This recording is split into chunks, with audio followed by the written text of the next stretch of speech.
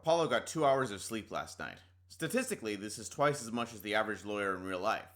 Clavier calls Alita Tiala to the stand, who supposedly heard the defendant, her fiancé's, murder plans. She claims that he took a pistol the moment he heard about Maractus's lie. Apollo immediately suspects Alita, since she knew of his plans. It sounds ludicrous, but Apollo suggests that she had a reason beyond wanting to help out Waki, and shows the medical chart she worked on with Maractus. Alita sharply denies this point, saying she stopped her hospital work half a year ago.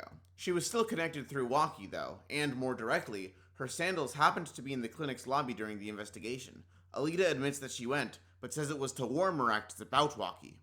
Apollo brings up the medical chart again. Maractus had locked it inside a safe, and it was a secret between the two of them alone. If Waki knew she'd lied to him too, it would have been bad news. Apollo's bracelet reacts, and while Trucy can't sense anything, he can.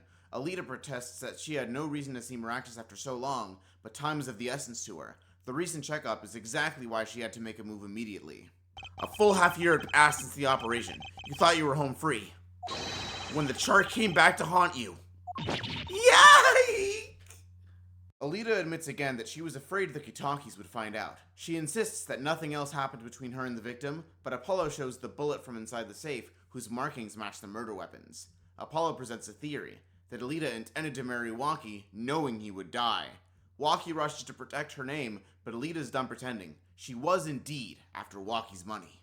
Clavier retorts Apollo's argument. If Alita was after Maractus's medical chart, she should have taken it from the safe. She testifies that she did try to get the chart later on, but scattered when Apollo entered the clinic yesterday. Apollo and Clavier go over the last trial, and how Wesley's testimony proved Waki couldn't have shot him. Alita and Clavier ask Apollo, however, where the bullet could have come from, given that Maractus was shot in the right temple. Like in Turnabout Trump's killer placing, the key is to forget all other context and use the facts. The truth will reveal itself in time. For now, the only possible location for the shooter is the noodle stand. Wesley was facing north, and the victim turned his head. His right temple faced east, and the noodle stand was right there. It sounds ludicrous, but there was a print leaving the noodle stand from the Maractus Clinic slippers, bearing Alita's toe prints. In addition, the clinic's lobby held a stand's worth of bowls, leaving more than enough space for a human to be shoved inside. Alita testifies again, and Apollo's bracelet reacts again. She keeps grabbing her neck, and much like the last person to do so, Apollo presents the lamp as proof that she's been injured.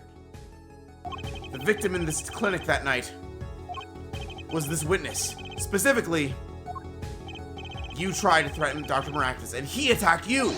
That's what happened that night at the Maractus clinic!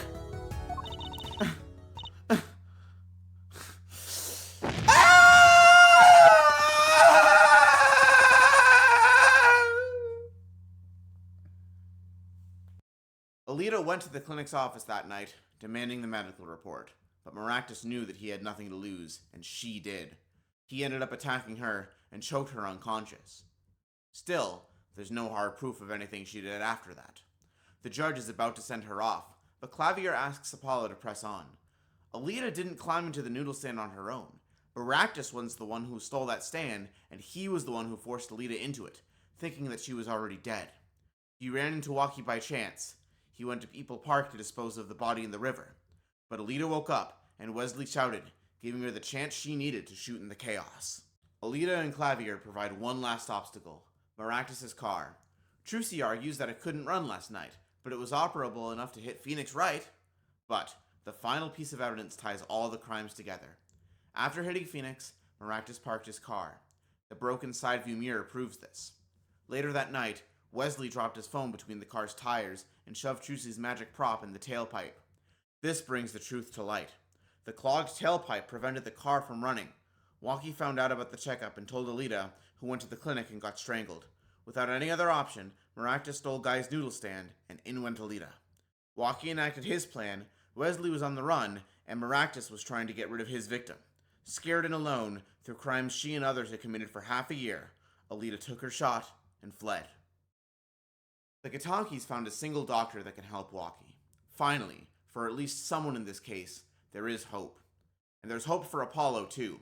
He's becoming a better attorney and slowly forming into his own character. But his hand is very much being held on both counts. Trucy did more work than him to get this trial's not guilty verdict, and Clavier was more helpful than Miles in Turnabout Samurai. Apollo's shaky self-confidence and earnest seriousness about the wacky situations of the Ace Attorney world are reminiscent of Hajime Hinata from Danganronpa 2, a game that relies heavily on its predecessor. Apollo's bracelet is a parallel to Phoenix's Magatama, which I'll explain more when the time is right. Apollo and Phoenix both lose their mentor just a quarter into their respective first games, and Trucy is an obvious parallel to Phoenix's former assistant Maya Fey, though her more traditional magic tricks don't even give Apollo much to marvel at and come to terms with, unlike Phoenix being exposed to, and even using, the concept of spirit channeling. This case does build up a bit more intrigue, but even this has some caveats. People complain a lot about Phoenix being shoehorned into the game, and while it makes for some great interactions in Turnabout Trump, fans have worried since 2007 that his presence overtakes Apollo's. Apollo's bracelet is his to use in court, but Phoenix seems to know more about it before he did.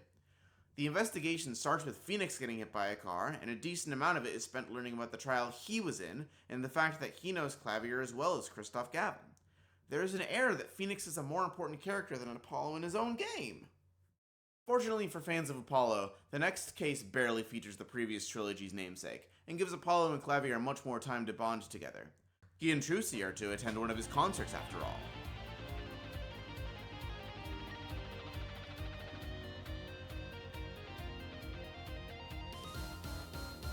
We love you!